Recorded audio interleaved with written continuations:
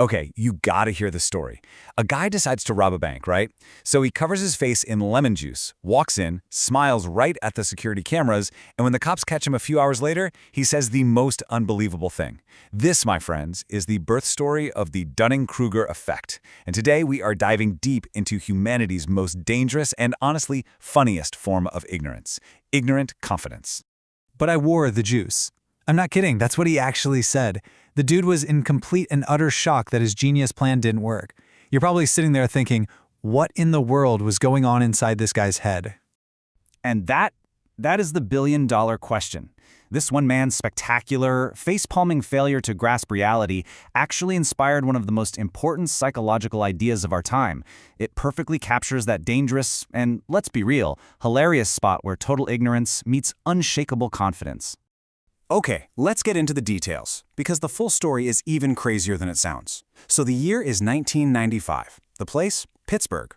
And our guy, MacArthur Wheeler, decides he's going to rob not one, but two banks. In the middle of the day, with no mask. So what was his master plan? He'd heard somewhere that lemon juice can be used as invisible ink, and in a leap of logic that just defies physics, he thought that if he rubbed lemon juice on his face, he would be invisible to security cameras. He was so sure about this, he didn't just rob the banks, he apparently gave a little smile to the cameras on his way out.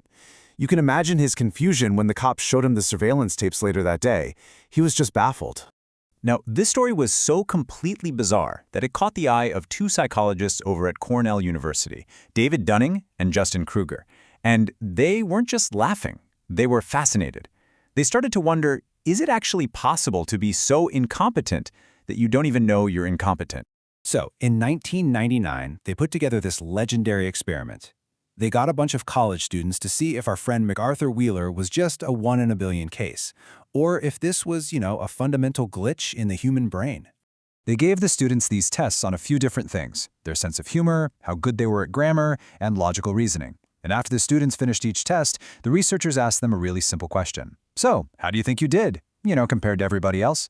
The results were, oh my gosh, they were absolutely mind-blowing. So let's look at the students who performed to the absolute worst, like the ones in the bottom quarter. Their actual test scores put them, on average, right at the 12th percentile. Just to be clear, that means 88% of the other students did better than them.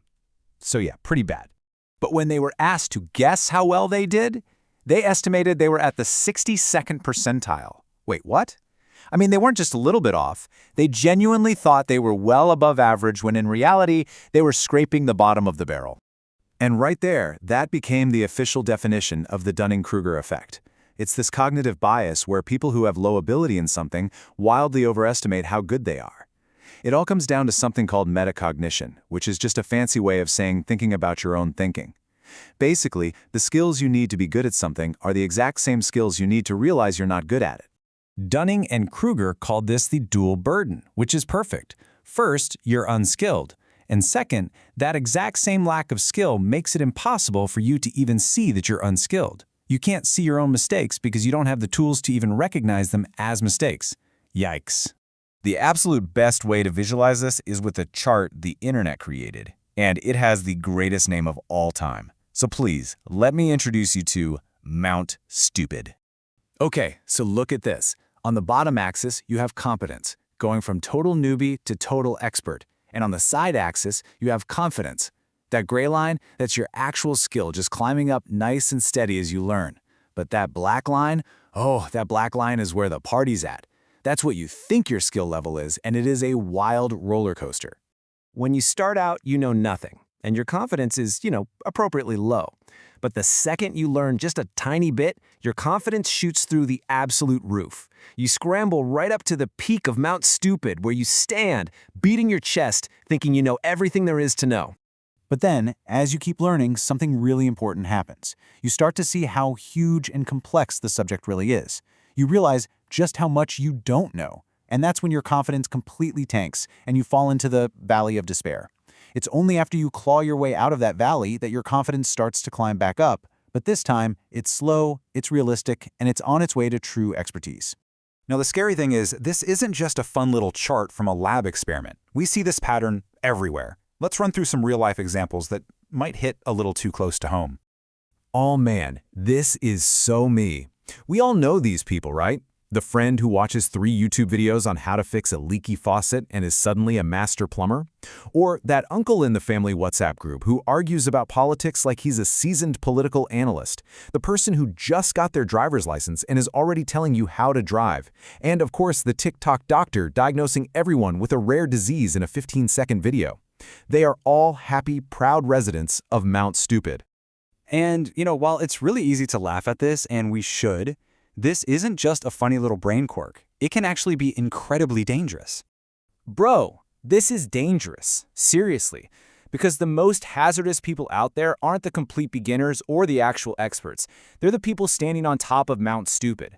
The ones with just enough knowledge to be dangerously confident, but not nearly enough to be humble. They're the most resistant to new information, because in their heads, they've already got it all figured out. And here's the craziest part. On the complete opposite end of the spectrum, the real experts often have the reverse problem. Imposter syndrome. They know so much that they are painfully aware of all the things they don't know. So they end up underestimating their own abilities, thinking, well, if this seems easy to me, it must be easy for everyone. It's the Dunning-Kruger Effect in total reverse. So how do you know if you're in this club?